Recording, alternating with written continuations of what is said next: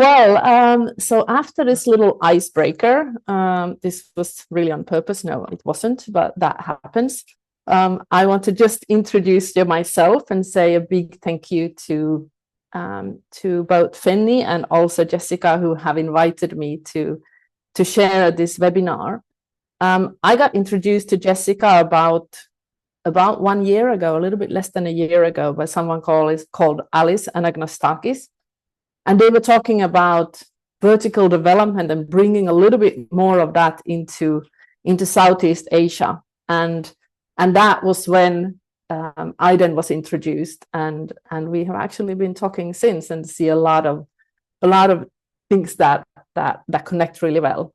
So I'm Heidi Gutekunst. I live in Finland. I work globally, and I support individuals and teams and organizations to transform using vertical development. I have about 10 years experience in doing this. And before that, I was actually leading a transformation myself as chief executive. And we started 10 years ago with vertical development, and I've had the chance to really learn with people who've done this for 30, 40 years. So way before the 4 or 5 years when this has become a little bit of a hype. So I've had a chance to actually be colleagues with Bill Talbot, who is one of the big researchers in this field. And at this moment, I'm doing a doctorate in organizational change. And I was just telling Fanny and Jessica and some others on this morning or my morning that I just got feedback for my inquiry paper, so the proposal for my research. And I thought that I had to rewrite some of it, but actually I got excellent reviews, and that's very exciting, as vertical development is going to be part of my research.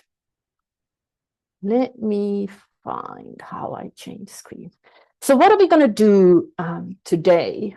We're going to start by looking at, well, how does today's business world really look? And especially after the pandemic, when I think vertical development got like an upswing, because suddenly it really made sense what us consultants had been saying for many, many years, that we don't really know what the future has and brings with it. Then we dive a little bit into vertical development. We're going to look at the action logics, so the 7 transformations of leadership. You're going to have a chance to talk to each other. And then we're going to move into looking at shifting horizons, which is one approach to doing this. I'm also going to share a case with a bank, with a 70,000 people bank, where I've been supporting with vertical development using shifting horizons to transform a journey to cloud team of 150 people. And then we're going to look at action inquiry just a little bit, not so much today, which is as a way of approach, one of the really scientifically proved ways to actually develop in vertically. But before we go started, I'd like for us to not be a passive thing where I'm speaking and you're just listening and taking everything that I'm saying. Not that you necessarily do that anyway, but I'd invite you to really listen to yourself during this whole session. So I'd invite you to listen to, what are your thoughts as I'm speaking? You're getting some input. What are your reactions? So you might have some body reaction that we often just leave aside. And what are the feelings that you're having?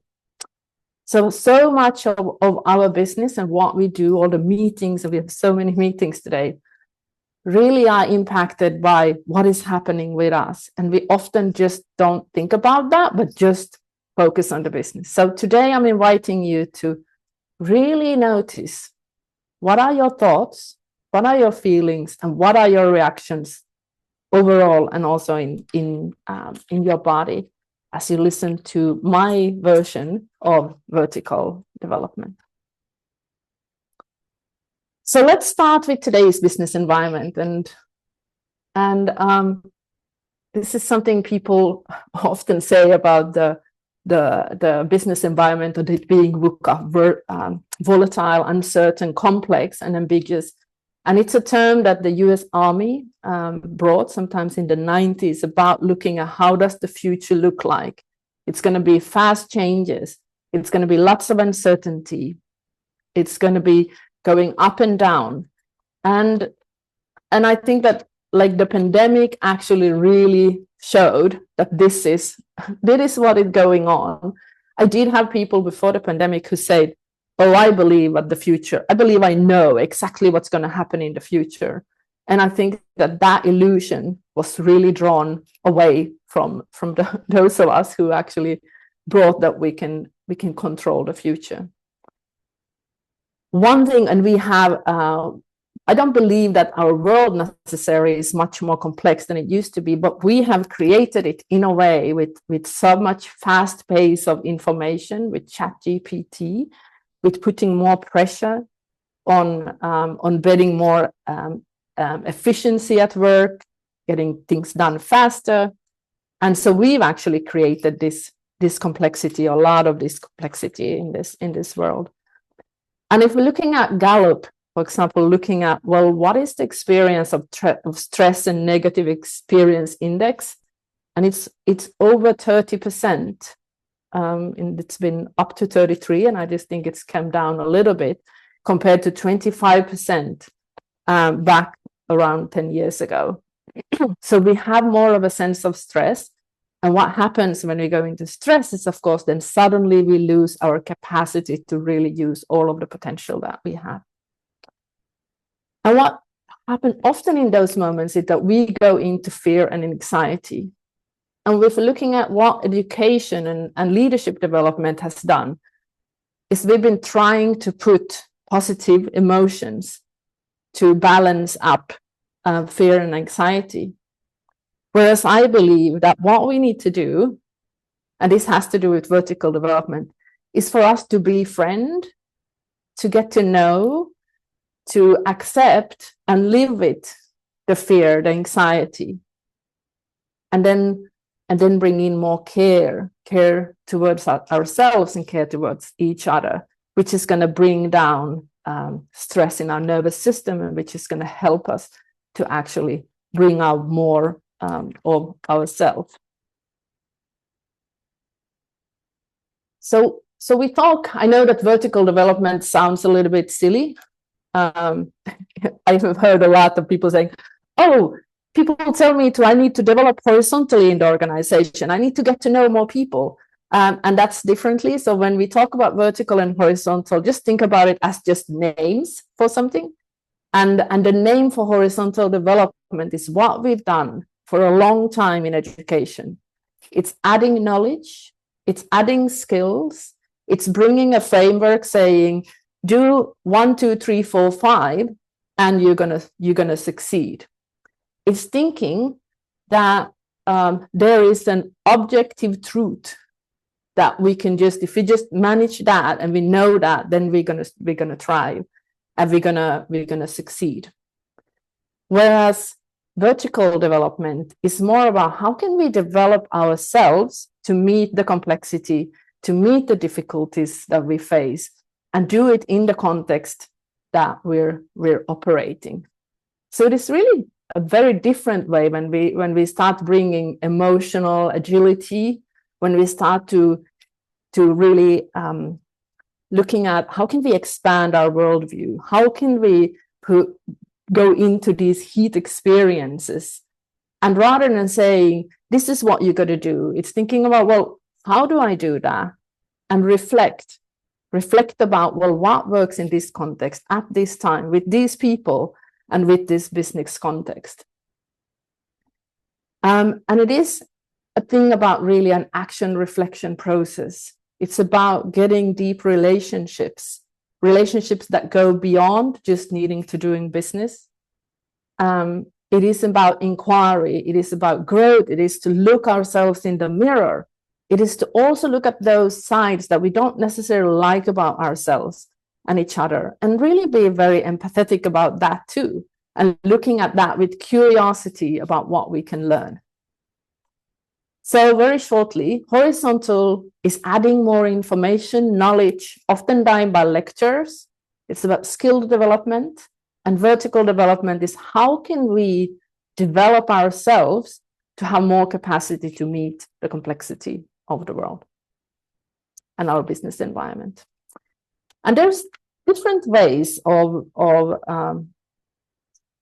like measuring it. So in horizontal development, you measure like what you know.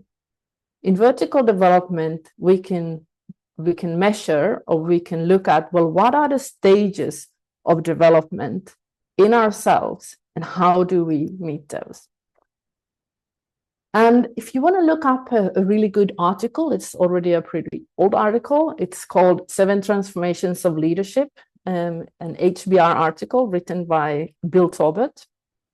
And it shares about how we can develop in our adulthood. We can develop our action logic in our adulthood. And our action logic defines how we interpret the world, how we construct our thought, and how that construction of the thought brings us into action. And each of these action logic, it is like we develop when we were children. We can develop to add more complexity and be able to deal with more complexity. I want to already say that one action logic isn't better than another action logic. Just as an 8-year-old is not better than a 3-year-old, even though the 8-year-old can do more complex tasks. So there's not a better or a worse, but there is every action logics, and going into every action logics brings with it more capability to operate with complexity, doing change and transformation. And as we develop through these action logics, and I know all of us on this call will have developed through many of these action logics, we don't kind of lose the earlier ones. It's like this Russian doll. It's like we create a new skin and a new skin and a new skin, and we actually have access to all of the earlier ones, and some also that the ones that we haven't really yet figured out. And I'm going to go through some of these action logics quite quickly, just so you get an idea. And here, as I do, I invite you to think about yourself in a moment, maybe even today, that you might have operated from this action logic. And maybe you haven't from these very earlier ones, but I guess I know you will have from some. So if we start with the self-protective or opportunist, it's also called opportunist action logic. It's when we normally are still in our childhood, maybe under 10 even, to after a little bit of 10. And it's all about me. Everything is about me. The focus is on me. It is about what I want. And if someone gives me feedback, they're attacking me. It's very self-oriented, short-term winning, jumping on the opportunity, even when it means that that's not good for other people. But very few adults operate from this action logic. Some people, I don't know if any of you do that, but some people drive in traffic and think that everybody else are idiots. And that would be operating from opportunist action logic, think it's just about me. Then the next action logic is diplomat action logic. And that's when often we move into teenage years. And then suddenly it's more important to be part of a group and to get what I want and what I need. So it's about conforming, it's about belonging, and you don't want to rock the boat if in any case. If leaders have this action logic, especially people in executive roles, it can be very difficult, because if a person always agrees with the person who was last in the room, it will fluctuate. So the opinions will always fluctuate. These two are quite rare action logics as for a way of mostly operating out of this. But here we come to an action logic that I'm sure all of us on the call operate from on a weekly basis, I'd say. And that's the expert action logic, which is one of the so-called conventional action logics. It's about really learning a craft of something, learning to know about something, being rational and having logic and data, and getting a sense of authority from skills and knowledge. And feedback is invited, but only if I know that that person who's giving me feedback knows more than me or has a place in the hierarchy that is higher. So it's about right, it's about wrong, it's about black, and it's about white. It's about finding the right answer, the truth to something. And when we operate from expert, that's when we often tend to operate alone, and it can be hard to do teamwork. And the confidence, it can feel really confident because I know how to do something. Every organization will need people to operate from this action logic, because no organization will be able to operate without having expert. There are some things that are right and there are some things that are wrong. There is a difference, though, if we operate from that action logic because we choose to, and there's a difference if we operate because we have no other choice in the moment.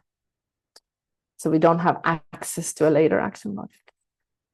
The next action logic is the achiever action logic. And I think this is the action logic. It's probably the biggest group along with redefining. It's something that I often see in organizations being the ideal leader in the conventional world. So it's about goals and targets and maybe OKRs and KPIs. It can be any target. It can also be a target to do yoga every day. It doesn't need to be organizational target. And if the expert really looked at efficiency, how can I do it faster? The achiever start looking at effectiveness. Well, how do I organize this and prioritize so we can do things faster and better together? And from the achiever action logic, when you operate and anyone operates from the achiever action logic, it's often valuing teamwork. So it's like, if we bring all of these people together, we can faster get somewhere. In the achiever action logic, it tends to be a struggle with time, not knowing how to have enough time and what to do with time overall. And there is often a really search for learning. And then we have the redefining action logic. This is when we move out of the conventional world, where achievements are still important, but there's a question about which ones and do they make sense? And there starts to be a lot more toleration for different kind of people collaborating together, that people think differently, and actually having a new perspective brings value because we might be able to see things more widely. So there's the thinking outside of the box. There's a starting and an exploration about who am I and what is the story I want to write about myself? How do I create myself rather than what the world was telling me I should be? So there's a sense of that individuality and seeing that it's me and then it's the others. And how do I operate with all of this? And here, when we look at power, people start to, if there is a thought of unilateral power before, looking at what is power. Power means that there's power over. I have more power than someone else. Here in the redefining, when we think and operate from the redefining action logics, then we start looking at shared power. How can we share power? How can we do things together? How can we make decisions together? And just a few things before we move to the next. So an action logic is not a personality. It is a stage of human development. So everybody on this call will have moved through some of these action logics. We have a center of gravity, like an action logic that we mostly operate out of, but we do move and operate from each of these action logics throughout the day, not necessarily all of them, but a number of action logics throughout the day. Every later action logic has more capacity to deal with complexity and uncertainty and lead change and transformation. I'm not going through the transforming and alchemical in this one, but I'm almost sure that everybody on this call would have operated from expert achiever, and redefining in the last month. And so now I'm asking you to think about, well, when did you operate from these action logics? What did you notice in yourself today? So we're going to send you into breakouts, into trios, and we're going to invite you to share what's your name, where are you, and which action logics have you noticed in yourself today? So looking at shifting horizons, which is one gateway into starting to look at these action logics, and that then offers a possibility to start looking at your own vertical development, or a team's vertical development, or an organization's vertical development. And I'm one of the founders and initiators of Shifting Horizons. And I did want to do this because there are measures out there in the world that are sentence completion based, and they are not very accessible when it comes to price and scalability. And I work globally, so didn't work in all parts of the world as much as I actually really, really love those measures and instruments as well. But we wanted to add into the repertoire something a little bit different, and something in addition to what's already there. And what Shifting Horizons is, it's a self-reflecting vertical development tool. It gives you an indication of what your action logic in a certain context is. And it kind of is a door opener to start looking at vertical development and learning, and to have these conversations, as you were saying, Julie, about like starting to have those coaching conversations. Here is a snapshot of how it looks like. So we made it very, you could say, creative or fun even. And what it can open a lot of things. It can have a kind of being a snapshot of just starting to go into it, but it also can be very deep and very profound for people.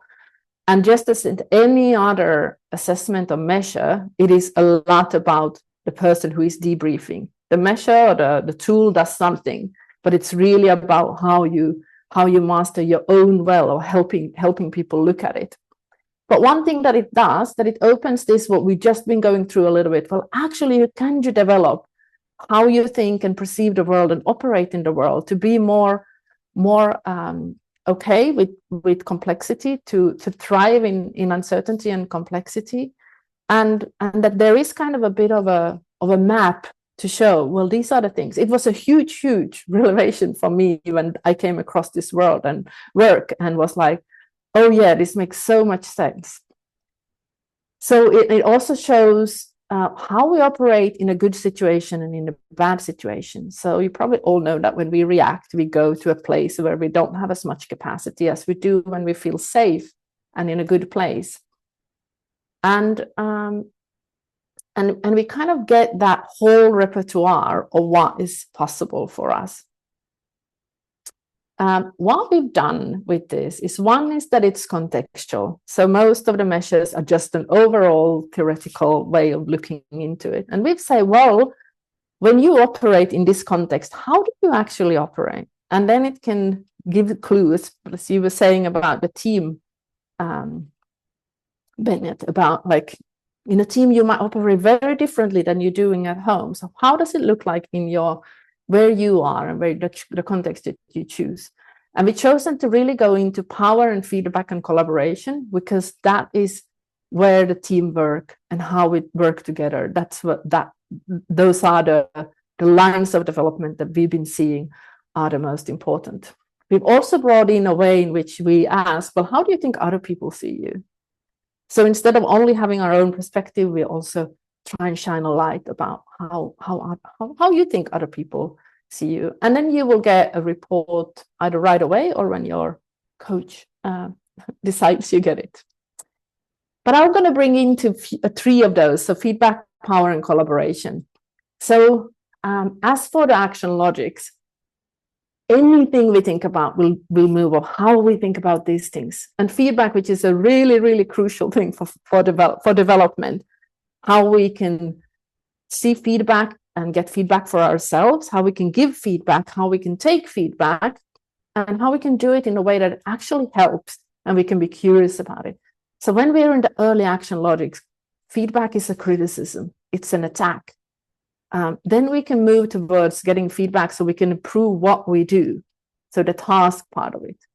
Then when we develop to later action logic, we start to ask for feedback, and we're going to ask both when it comes to tasks, but also when it comes to thinking and behaviors. And that is something that it can be so hard to actually have the behavioral feedback. We need to be very curious and not judge to move into those spaces. And then to the very later action logic, when we start to see feedback as the real gift, I call it tough love, but it is actually comes from a place of care about the other person's development and all of us together succeeding. Then power, I mentioned this a bit already, but power, that's how we think about power in the earlier action logic, is like one has power and the other doesn't have power. So one is powerful, one is powerless. And you get power maybe based on a hierarchical place, and one has more than the other. It's power over. And then we move towards power to use power to get things done, and then to share power. So well, we can decide together, and instead of one having power and the other one don't, it's like, how can we distribute this power and bring mutuality to the power? Into the very later action logics, in the post-conventional, the transforming and alchemical, when we start to not be afraid anymore of power and not be afraid of using power, but we can use mostly shared and mutual power, but actually we're not afraid to also sometimes step in and really use power in unilateral ways. And the third one that we're diving in on here is about collaboration and how that develops. So going from that competing to starting to do things together. This ties also with the thing about the team development, and how we then start to collaborate and to actually in the later place have the chance to actually co-create and bring 1 + 1 is more than 2. So these are the things that it kind of, 3 of the main things, and I wanted to share it just because that also shines a bit of light of like the development through the action logics. But a few more things about action logics, and here is what you were talking about, Dina, about how it fluctuates. So that visual with the different colors kind of tells of like we move. We're not van under action logic in any way.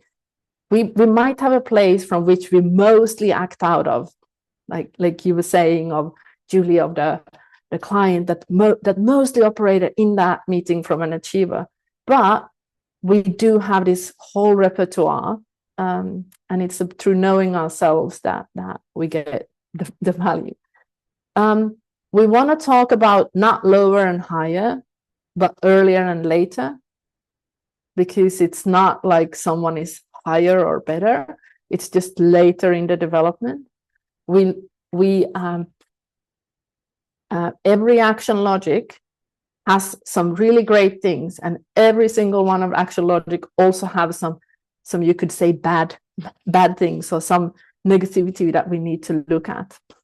But the whole point of moving to later action logics and starting to develop more our later action logic matters when and if we're leading change and transformation. That's what Bill Torbert's work really revealed, and I've seen it through so many cases, that when the leaders operate from later action logics, you have the consistent capacity to lead change and transformation. So that's where it actually really matters. And then I'm going to move on to a case. It's going to be a bit short. And yes, so I wanted to bring a case, which is an international bank, about 70,000 people. And I've been working this year with with 18 people who are part of a 150 people team for a program. And their job is to take the data to the cloud. This is not something simple. It is something that has failed in many places, many times. It's a very complex thing. There's a lot of things to do with stakeholders. And the team that I've been working with did not exist in the start of the year. They were having quite a bit of like conflicts and not working well together when we started. And we invited in this vertical development way of working, which we call the breakthrough, which has an idea and the logic of that breakthrough first happens in the individual and in the relational space and how people collaborate. And only then will it have breakthroughs in the business results. And that's exactly what we've been seeing. So what I won't have if you want to hear more about this, I'm happy to share later more. This is just a bit of a snapshot of it. But what we've just heard is that they will exceed all OKRs, KPIs for this year. And this was not a big confidence that they would have done it. And we brought in we brought in shifting horizons as one of many things or perspectives. We brought in polarity management. We brought in action inquiry, and it's all been about action inquiry, which I'm going to share a bit about, which is how we can bring action and reflection and me and we and it or business perspectives to everything that you do. And then we did the shifting horizons with them. What they learned was like when themselves they go into the bad days or into the reactive, and what are the situations when they go into a more creative space, to the good days. So they shared that with each other, which means that they now are helping each other to go back from a reactive space, from a bad day. So they give live feedback to each other about, well, now you're not at your best. And they are doing that with a lot of care. They noticed that when they work with stakeholders, they go into a space of expert where they say, yes, we can work with you, but only if you know your thing. And it had like that edge, which was preventing them to build really solid relationships. And by bringing this in, they were able to shift some of these relationships that they had too much of an edge with. And we'd also looked at power and how they step into their power, how they can have more agency with working. This is a bank-wide program, and they do need agency to actually roll this out across so many more senior than them stakeholders in the whole bank. And from an individual, there was, I'll always share one story of one of the individuals who did shifting horizons. He always thought that what the bank wants me to do is achiever. So he really brought himself back every time that he stepped into redefining, because he thought that that's wrong, that's not what I'm supposed to do.